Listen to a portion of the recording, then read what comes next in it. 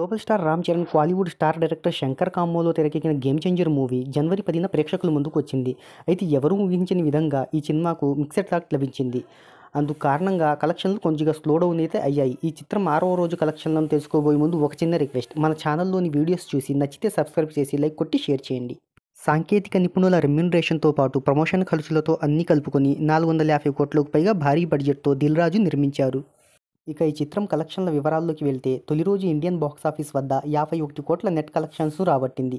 తొలి రోజు ప్రపంచవ్యాప్తంగా గేమ్ చేంజర్ మూవీ 186 కోట్ల గ్రాస్ కలెక్షన్స్ను రాబట్టినట్టు చిత్ర యూనిట్ ప్రకటించారు.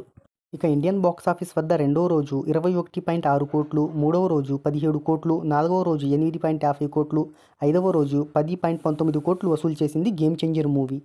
ఇక గేమ్ చేంజర్ 6వ రోజు కలెక్షన్ల వివరాల్లోకి వెళ్తే ఈ చిత్రం ఇండియన్ బాక్సాఫీస్ వద్ద 6.50 కోట్లు వసూలు చేసింది. వాస్తవానికి 5వ రోజు కంటే 33% కలెక్షన్లు పడిపోయాయి. వెర్షన్ వైజ్గా చూస్తే తెలుగులో 4.51 కోట్లు, హిందీలో 1.37 కోట్లు, తమిళంలో 73 లక్షలు వసూలు చేసింది. దీంతో గేమ్ చేంజర్ కలెక్షన్లు 112.8 కోట్లకు చేరుకుంది. ఈ గేమ్ చేంజర్ మూవీపై బాలయ్య డాకు మహారాజ్, సంక్రాంతికి వస్తున్నాం సినిమాల నుంచి గట్టి పోటీ ఎదురవుతుంది. అలాగే పైరసీ ఎఫెక్ట్ కూడా గేమ్ చేంజర్ మూవీపై పడింది.